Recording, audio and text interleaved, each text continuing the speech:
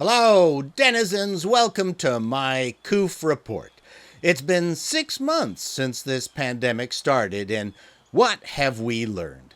I've learned that my Apple Watch does not include a masturbation activity ring, because if it did, I'd have it closed frequently and often.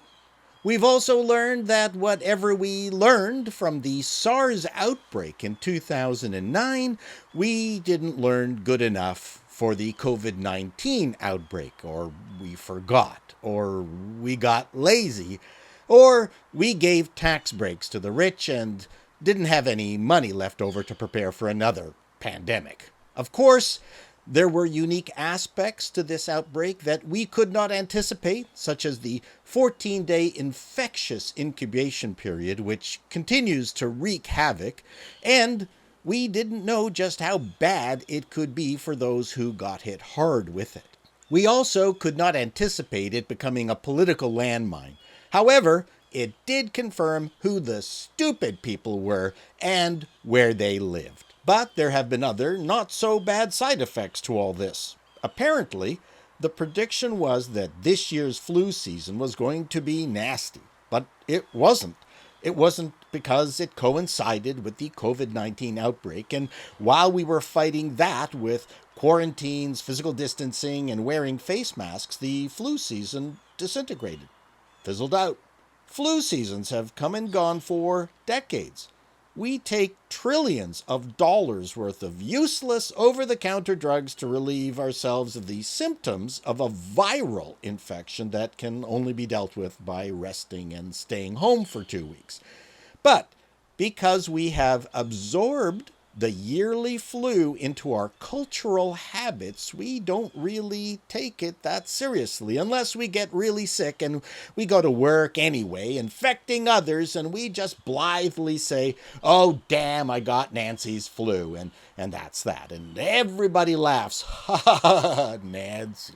Many go to their office jobs because they feel they have no choice. But now, working from home is a real option. We've learned that. Suffering servers in the restaurant biz traditionally took some antihistamines, shot some Drixoral up their old nasal passages, and went to work.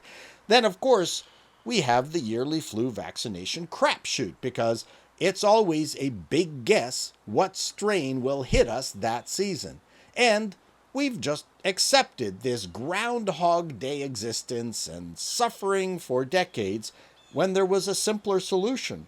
Sure, get the flu vaccine, but why not also institute a yearly work-at-home month for all office workers that can be accommodated? When is the big outbreak month? January? Nip the flu season in the bud with what we've learned from COVID.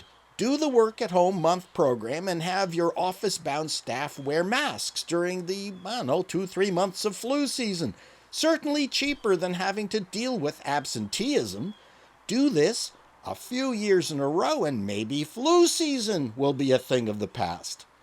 I read a story a long time ago in Sugar Blues where, 100 years ago or something, British officers were off in some South Pacific locale, and they were eating their fancy white rice and getting sick as dogs, suffering from anemia and severe gastritis, while their prisoners, kept in holes in the ground, were given the, yucky, lowly brown rice crap, but they weren't getting sick. A researcher discovered the reason. The processing of white rice removed vitamin B. Vitamin B was required to stop the illnesses.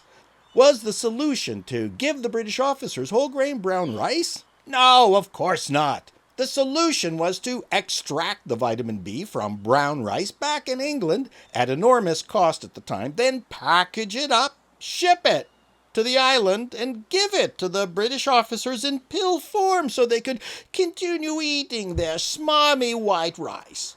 Yes, we are stupid. But that apparently was the start of the pharmaceutical industry. Never accept a simple solution when a far more complex and costly one is available, I say. That's it for this Coof Report, denizens. Watch out, take care, and wear a mask, especially while masturbating. So long.